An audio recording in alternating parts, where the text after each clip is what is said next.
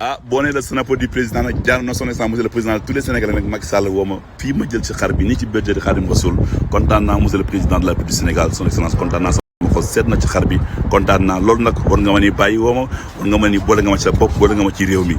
12 millions population xam nga 13 millions population nga ne ma bii ñaakarañ loo yaa ko moom kontaan naa sama xol seet na yàlla na la yàlla fay monsieur le président tous les sénégalais bàyyi Amadou Sall yàlla na la yàlla fay nga yegale sa sago loolu ragal yàlla boo gis ci àdduna yàlla nga yegale ak sa sago monsieur le président tous les sénégalais kontaan naa sama xol seet na